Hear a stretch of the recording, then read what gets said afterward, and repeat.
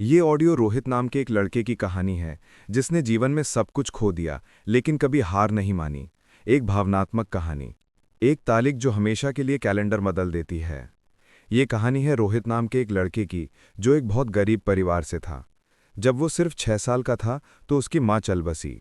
उस दिन से सिर्फ उसके पिता ही उसे पालने के लिए थे। उसके पिता एक स्टील फैक्ट्री में बहुत मेहनत करते थे, बस गुजारा लायक कमाते थे। उन कठिन समय में भी उन्होंने ये सुनिश्चित किया कि रोहित स्कूल जाए। वो कम खाते थे, पैसे बचाते थे और रोहित की स्कूल फीस भरते थे। रोहित अब 13 साल का था।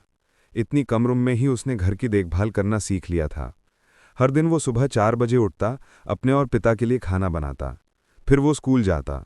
उसके पिता फैक्ट्री जाते। उनका जीवन कठिन था, लेकिन उन्होंने कभी शिकायत नहीं की। एक शाम जब उसके पिता घर आए तो उन्होंने अपनी छोटी सी झोपड़ी में चारों ओर धुआं देखा। रोहित खाना बनाने के लिए जिस लकड़ी का उपयोग कर रहा था वो गीली थी। कमरा धुएं से भर गया था और रोहित बहुत खांस रहा था। उसके पिता उसके पास दौड़े और उसे बाहर ले आए। उसके पिता ने कहा, तुम्हारी आंखें लाल हैं, तुम इतना खांस क्यों रहे हो? तुमने आज खाना बनाना क्यों शुरू कर दिया? मैं कर सकता था। लेकिन रोहित मुस्कुराया और बोला, नहीं पिताजी, आप दिन भर काम करते हैं, आप थक जाते हैं। मैं नहीं चाहता कि आप काम करें और खाना भी बनाएं।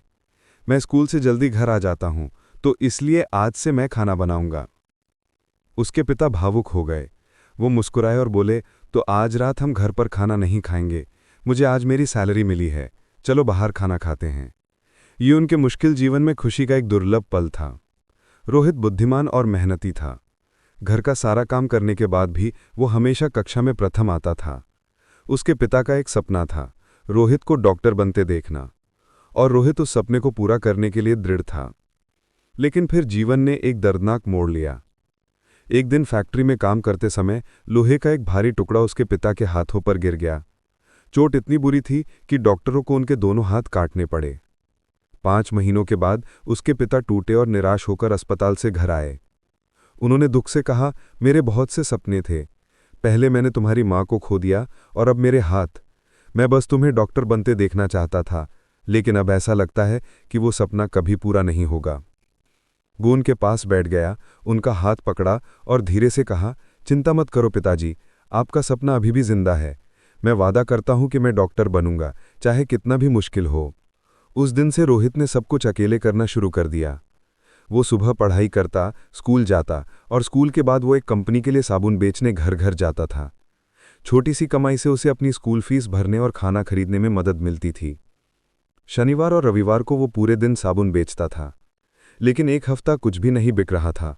वो थका हुआ, भूखा और निराश था। कॉलेज में दाखिले का फॉर्म जमा करने का वो आखिरी दिन था, लेकिन उसके पास पैसे नहीं थे। शाम तक उसने एक भी साबुन नहीं बेचा था। थका हुआ और हताश वो एक आखिरी घर पहुंचा। इस बार उसने सोचा, अगर वे साबुन नहीं खरीदते हैं तो मैं कम से कम खाने के लिए तो मांगूंगा। एक दयालु महिला ने दरवाज़ा खोला। रोहित का थका हुआ चेहरा देखकर उसने कहा, तुम बहुत भूखे लग रहे हो, पहले ये बिस्किट खाओ और पानी पियो।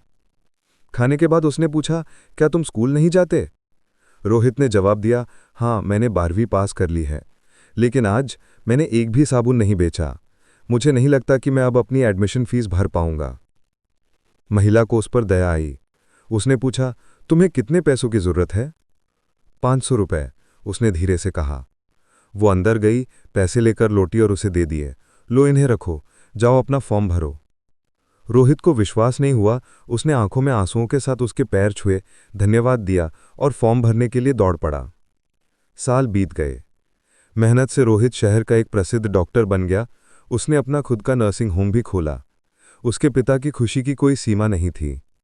एक दिन अस्पताल में बहुत गंभीर मरीज आया। वो मरीज एक बूढ़ी महिला थी। उसका कोई परिवार नहीं था। वो टीबी के आखिरी चरण में थी। उसका एक फेफड़ा पूरी तरह से खराब हो चुका था। रोहित ने तुरंत अपनी टीम से कहा, इन्हें अभी भर्ती करो, हमें इन्हें बचाना होगा।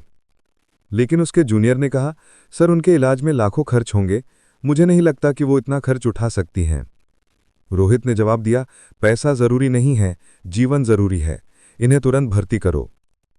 2 महीनों तक उसने उन्हें सबसे अच्छा इलाज दिया। दिन रात वो उनके साथ रहा जब तक कि वो ठीक नहीं हो गईं। आखिरकार महिला घर जाने के लिए तैयार थी। एक नर्स आई और उन्हें एक लिफाफा दिया। ये आपका बिल है मैडम। महिला डर गई। मैं अब बेहतर हूं, लेकिन मैं इसका भुगतान कैसे करूंगी?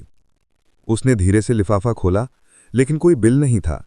इसके बजाय एक नोट था जिसमें लिखा था, चिंता मत करो, आपके इलाज का बिल बहुत पहले चुका दिया गया था।